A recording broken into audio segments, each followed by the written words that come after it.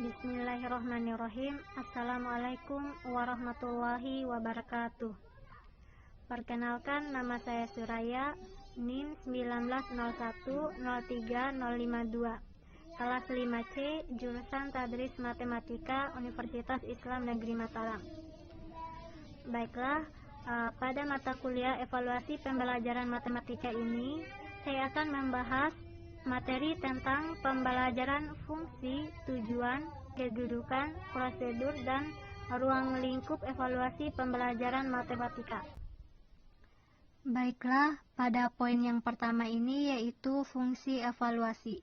Evaluasi dalam pendidikan berfungsi selektif untuk menentukan input atau calon siswa sebagai alat penempatan untuk mengelompokkan siswa sesuai dengan bakat dan kemampuannya.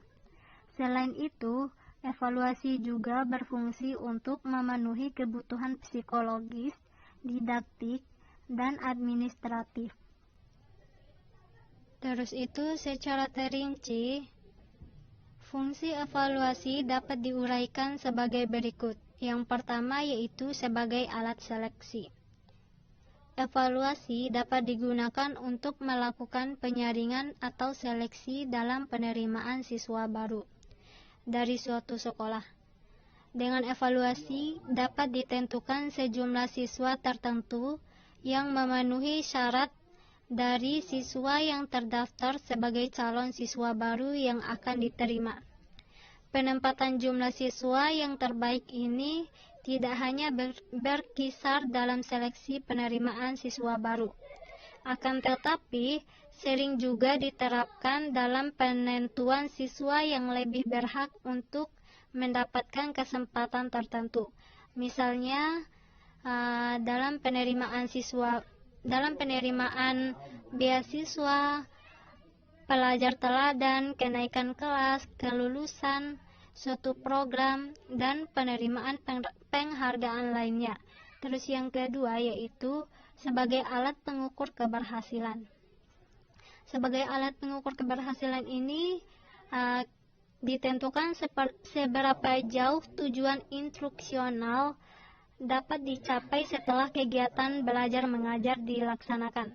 Selain itu, dengan evaluasi dapat dilihat pula sampai sejauh mana seorang guru telah berhasil dalam menerapkan metode pendekatan, penguasaan materi, serta kelebihan dan kelemahan kurikulum yang dicapai. Terus yang ketiga yaitu sebagai alat penempatan. Evaluasi dapat digunakan untuk penempatan dalam pemilihan jurusan dan program studi di sekolah menengah atas atau SMA, sesuai dengan minat, bakat, dan kemampuan masing-masing siswa merupakan bentuk dari replacement. Yang keempat yaitu sebagai alat diagnostik.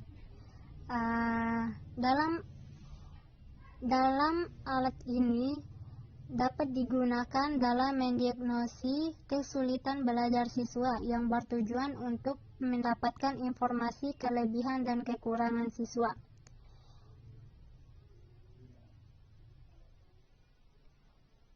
Dalam penguasaan setiap konsep materi matematika yang telah diajarkan.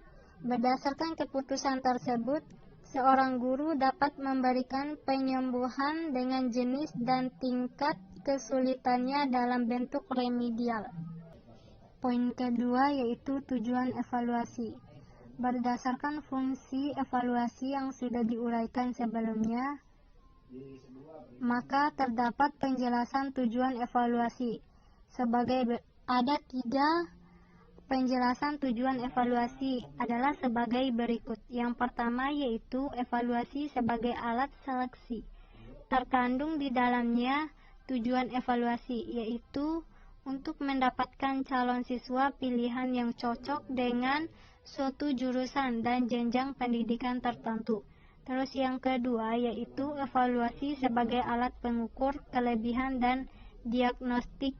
Terkandung di dalamnya tujuan evaluasi, yaitu untuk mengetahui seberapa jauh hasil pendidikan yang telah dilaksanakan. Terus yang terakhir yaitu evaluasi sebagai alat penempatan. Terkandung di dalamnya tujuan evaluasi, yaitu untuk menentukan pendidikan lanjutan siswa agar sesuai dengan minat, bakat, dan kemampuannya. Selanjutnya, poin ketiga membahas tentang kedudukan evaluasi. Berdasarkan fungsi dan tujuan evaluasi dalam pendidikan, maka kedudukan evaluasi dalam KBM berada pada sebelum, selama, dan sesudah kegiatan belajar berlangsung. Yang pertama yaitu kedudukan evaluasi sebelum KBM berlangsung. Maksudnya di sini yaitu sebagai evaluasi yang dilakukan oleh pihak sekolah meliputi calon siswa atau input mengenai usia, kematangan kognitif, kondisi fisik, kesiapan sarpras, atau bisa disimpulkan kedudukan evaluasi ini lebih pada fungsi sebagai alat seleksi dan penempatan. Terus yang kedua yaitu kedudukan evaluasi selama KBM berlangsung. Maksudnya di sini yaitu sebagai evaluasi yang dilakukan dalam interval waktu pelajaran dimulai hingga saat berakhirnya kegiatan belajar mengajar. Terus yang ketiga yaitu kedudukan evaluasi sesudah KBM. Sesudah KBM berlangsung. Maksudnya yaitu sebagai evaluasi terhadap pencapaian hasil belajar siswa, baik individu maupun kelompok.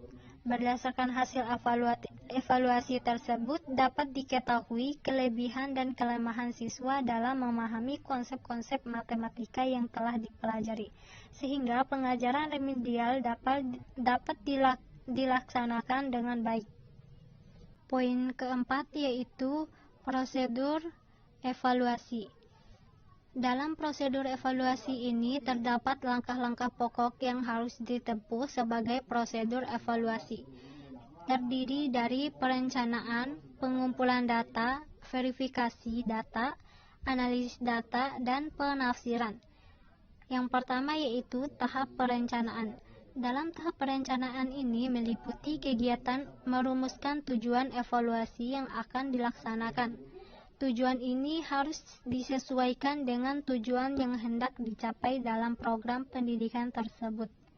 Tentunya, tujuan evaluasi ini akan berbeda satu sama lainnya, tergantung pembuatannya.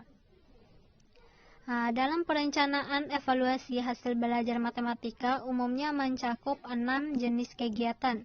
Yang pertama yaitu merumuskan tujuan, menetapkan aspek-aspek, memilih dan menentukan teknik, menyusun alat-alat pengukur, menentukan tolak ukur, dan menentukan frekuensi dari kegiatan evaluasi hasil belajar itu sendiri. Yang kedua yaitu tahap pengumpulan data. Dalam tahap ini terdiri dari pemeriksaan hasil dan pemberian skor.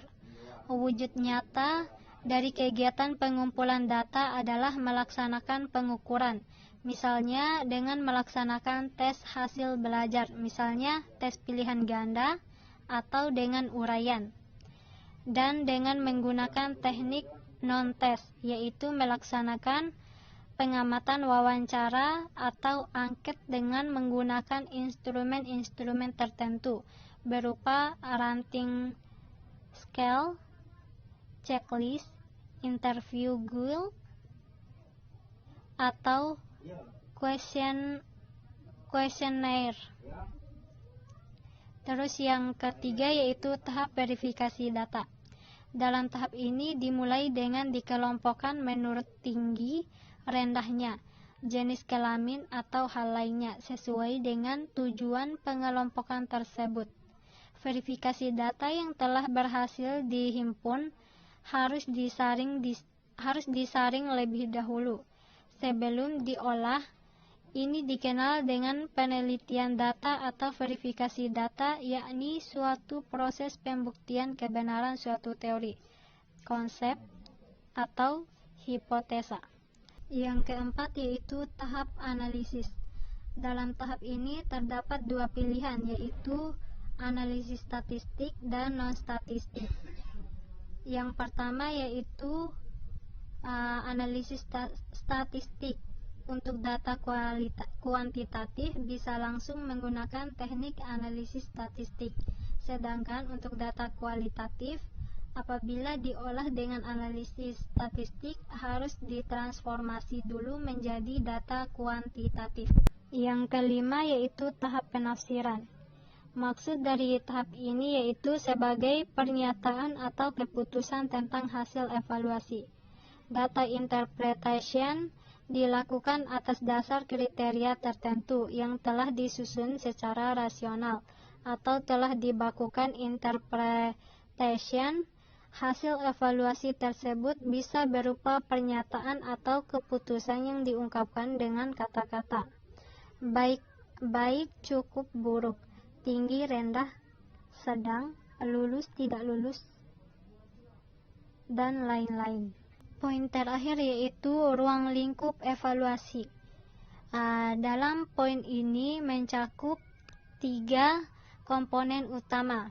Yang pertama yaitu evaluasi program pengajaran, yang kedua evaluasi proses pelaksanaan pengajaran, dan yang ketiga yaitu evaluasi hasil belajar. Terus dalam poin pertama ini evaluasi program pengajaran terbagi dalam 3 hal, yaitu evaluasi terhadap tujuan pengajaran, yang kedua yaitu evaluasi terhadap isi program pengajaran, dan yang terakhir evaluasi terhadap strategi belajar mengajar. Terus yang kedua yaitu evaluasi proses pelaksanaan pengajaran. Dalam proses pelaksanaan pengajaran akan mencakup kesesuaian antara pembelajaran yang berlangsung dengan program pembelajaran yang telah ditentukan, kesiapan guru dalam melaksanakan program pembelajaran, kesiapan siswa dalam mengikuti proses pembelajaran, minat atau perhatian siswa di dalam mengikuti pembelajaran, keaktifan atau partisipasi siswa selama belajar berlangsung, peranan bimbingan dan penyuluhan terhadap siswa yang memerlukannya, komunikasi 2 arah antara guru dan siswa selama pembelajaran berlangsung, pemberian dorongan atau motivasi terhadap siswa. Terus yang ketiga yaitu evaluasi hasil belajar. Dalam evaluasi ini merupakan langkah untuk mengetahui seberapa jauh target pembelajaran dapat dicapai. Evaluasi ini terhadap hasil belajar peserta didik ini mencakup evaluasi mengenai tingkat penguasaan peserta didik terhadap tujuan-tujuan yang ingin dicapai dalam unit-unit program pembelajaran yang bersifat terbatas, dan evaluasi mengenai tingkat pencapaian peserta didik terhadap tujuan-tujuan untuk pembelajaran. Terus yang ketiga yaitu evaluasi program pendidikan. Dalam evaluasi program pendidikan ini terdapat rencana kegiatan yang dirumuskan secara operasional dengan memperhitungkan segala faktor yang berkaitan dengan pelaksanaan dan pencapaian program dalam ruang lingkup pendidikan. Dalam evaluasi program pendidikan ini terdapat 2 cara. Yang pertama yaitu evaluasi secara rasional dan yang kedua secara empirik. Secara rasional ini bisa dilakukan sebelum suatu program dilakukan atau pada saat suatu program selesai dibuat. Terus yang kedua yaitu secara empirik. Berdasarkan pengalaman nyata di lapangan, dalam hal ini sekolah jadi evaluasi program pendidikan secara empirik diperoleh dari pelaksanaan program tersebut. Yang keempat yaitu evaluasi hasil belajar atau tes. Dalam evaluasi hasil belajar ini dapat dilakukan pada saat kegiatan belajar mengajar berlangsung atau sesudahnya. Selama kegiatan belajar mengajar berlangsung, siswa dapat dievaluasi melalui tanya jawab lisan sambil mengarahkan pada konsep atau materi baru. Evaluasi pada akhir kegiatan bisa dilaksanakan pada setiap pertemuan atau setiap minggu atau setiap akhir semester. Jadi evaluasi hasil belajar ini sifatnya berupa tes kemampuan, yaitu mengukur sampai sejauh mana tingkat penguasaan materi pembelajaran matematika yang telah disajikan dalam kegiatan belajar mengajar. Yang terakhir yaitu evaluasi non-hasil belajar atau non-tes. Dalam evaluasi ini adalah evaluasi di luar evaluasi hasil belajar. Evaluasi non-tes titik beratnya adalah bidang efektif seperti sikap dan minat siswa terhadap pembelajaran. Demikianlah pemaparan yang dapat saya sampaikan. Semoga bermanfaat. Dan apabila ada kekeliruan mohon dimaafkan. Terima kasih. Wassalamualaikum warahmatullahi wabarakatuh.